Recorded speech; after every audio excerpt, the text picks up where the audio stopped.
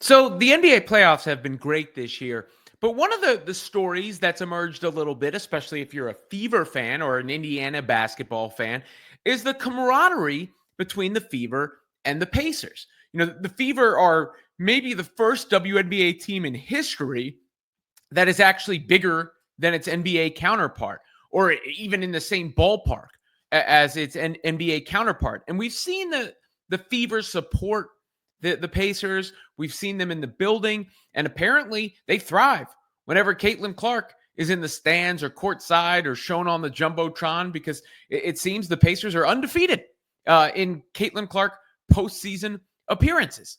But nonetheless, it wasn't even what she did at the game necessarily. I mean, she didn't do anything at the game but appear at the game, of course. I mean, all she did was get shown on the jumbotron, right? I mean, there you see Clark in attendance. But apparently, the Pacers went on an extended run right after that moment.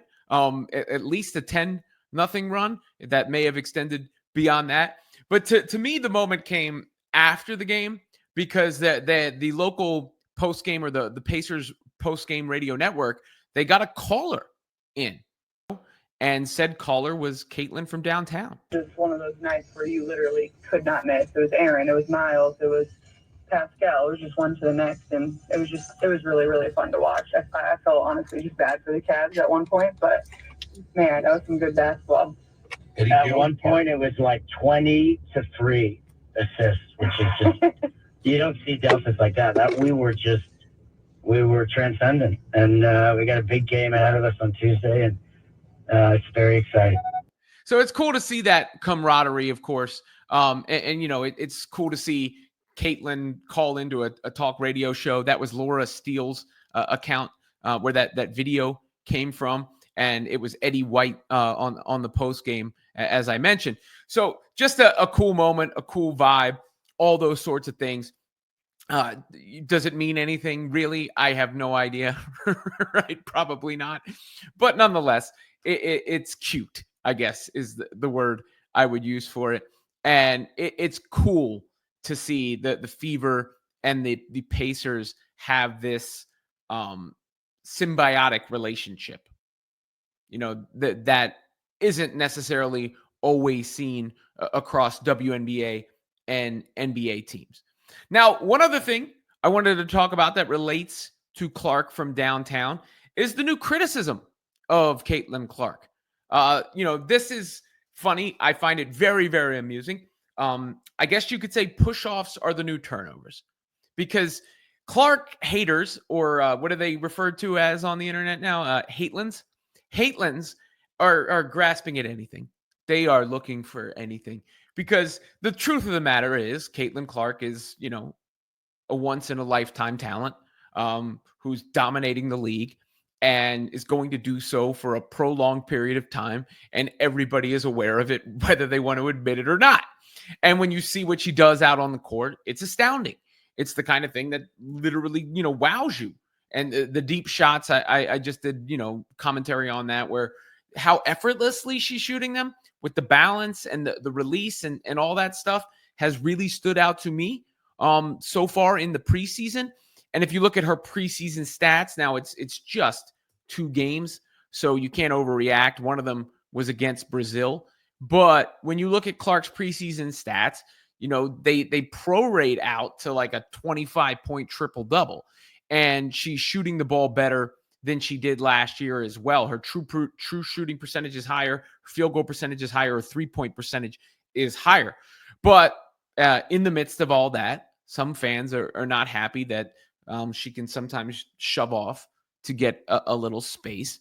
And there's 2 sides to this coin, right? Like, there's the fact that Pow Pow on the play has both her hands on Clark. So Clark shoving off is a response to the physical defensive play, which, again, I have no problem really with either. The refs can choose to call what they want to call out on the floor. I don't think Caitlin has attempted a free throw in the preseason, so it's not like she's getting some crazy whistle. But you see the other commentator here, the perfect example. How could she keep getting away with these push-offs? I mean, I've seen it's a common theme I've seen in the various comment sections, regarding this play here.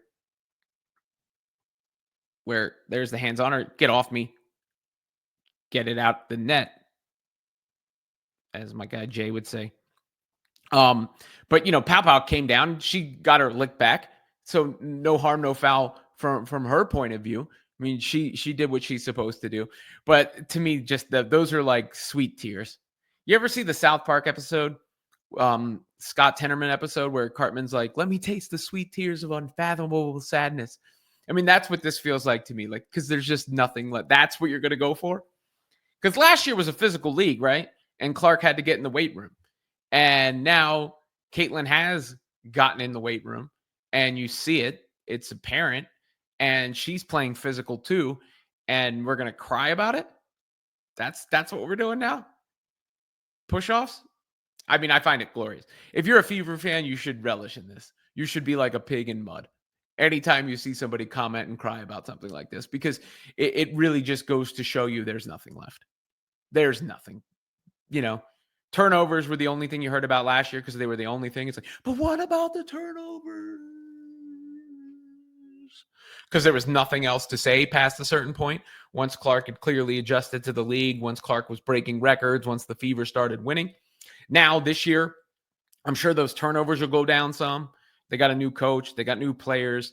Caitlin looks even stronger again. We'll see how it translates to the regular season. Look, the Fever got to show and prove. If the Fever don't live up to expectations, they're going to get clowned. And rightfully so. Look, they're talking smack going into the season. They would deserve to be clowned if they don't come through. But at the same time, it seems patently obvious that Clark is going to absolutely dominate, put up absurd stat lines, and the ease and the frequency with which she's shooting those deep threes. And some of them are coming off the ball now because Stephanie White is working on that to get her open off the ball. A lot of them are coming up pull-ups, just across half court in transition, which we've seen. She has the green light, obviously, from her coach, which may not have been the case at the beginning of the season last year with Christy Sides. But if that's all you got left, Michael Jordan famously pushed off, if you want to say so, against Russell, game 6, Jazz Bulls playoffs. If that's, that's the company you're in. If fans are complaining about push-offs, Michael Jordan, because all that shows me is they got nothing else. They got no other ammo. They got nothing else to stand on, and they got to find something. They got to search. They got to go like underneath, search, look, find, unearth, anything, and all that does is crack me up. All that does is give me a lot of joy.